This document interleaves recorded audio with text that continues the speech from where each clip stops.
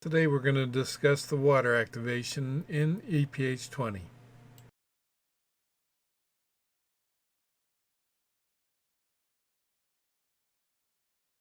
Today we're going to discuss the water alcohol content in primers. And on the left we just got ordinary water, and on the right we have 70% isopropyl alcohol, an ordinary eyedropper, and we're going to put it on the surface of a dime. 12, 13.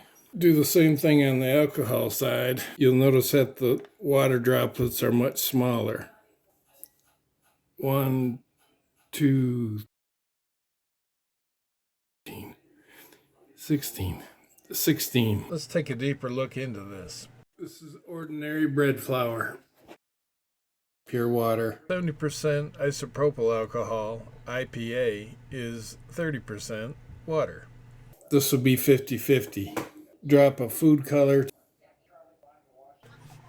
Remember that this is unpacked bread flour, but my point is that the pure water seems to just bead up on the surface of the flour and doesn't do much penetration. See how it doesn't bead up as much? So the presence of alcohol in reducing the surface tension allows both the water and the alcohol to penetrate deeper into the surface of the flour. But at only 30% water, this is not enough to actually activate the primer. This is 50-50 alcohol and is what Marshall recommends to activate the primer. It's giving us the best of both worlds, both penetration and activation. Now, these are nothing more than water bottle caps filled with bread flour, but what seems to have happened is that the 100% water just beaded up on top and dried in place. The 70% isopropyl alcohol penetrated deeper into the flour. Then the 50-50 mix that Marshall recommends seems to have both penetrated and went down to the bottom of the, in this case, the water bottle cap. That's one of the reasons why I decided to make this video, is that we need to make sure that we activate our primer compound thoroughly, all the way down to the bottom of the cup, particularly between the pinch point. That's the region between the tip of the nose of the anvil and the bottom of the primer cup. If you ever have a primer that's you perform an autopsy on and you notice you have unspent primer compound in the corners, you know that you're losing a little bit of power just by primer. It's really inactivation. We need to make sure that we thoroughly wet our compounds all the way through. The reason I mention this is that some of the members like to add powder and tamp it, and then add more powder and tamp it a second time rather hard so that there's room for the anvil. And I tried to recreate this scenario by tamping rather hard. I think I used a dime to tamp down on the bread flour.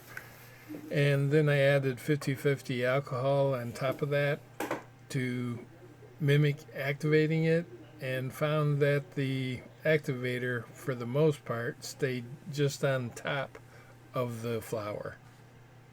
Now, during the filming of this tutorial, I may have stumbled upon something, I don't know, but I had a leftover bottle cap that I didn't know what to do with, so I tried to add one application of actuator at 70% IPA, and then immediately followed up by a second application of 100% water, and it seemed to have penetrated to the bottom of the, in this case the bottle cup, the best.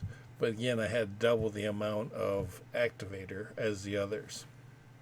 Now Marshall tells me the technical term for what we're talking about is a surfactant, and a surfactant is a compound that lowers the surface tension between two liquids.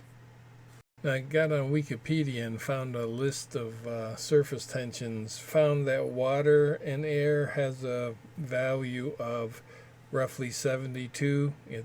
And ethanol, which is probably the closest thing that we're using, isopropyl alcohol, has a value of roughly 22. But if we could find a substance or a compound that has a value of less than 22, we could find a better surfactant for our primers. But until we find that, isopropyl alcohol does a pretty good job and is readily available. So in closing, that's why Marshall has us add isopropyl alcohol to our activator.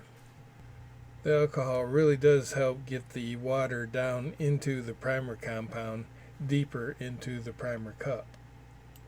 There's a second benefit in that the IPA helps the primer compound dry faster. Now I support if it ain't broke, don't fix it. And your primers are sufficiently powerful and reliable, I wouldn't touch a thing. However, if you ever inspect your spent primers and you find primer compound that's not been totally consumed, you may want to try the two-step activation, changing your percentages of water to alcohol for your activator, not packing your primer compound so hard. One member, David Goebbels, tried vibrating his primers while the activator dried. So if your primer compounds aren't being totally consumed, we might be able to gain sufficient power in our primers simply by inspecting the activator. This is Mark on aardvarkreloading.com.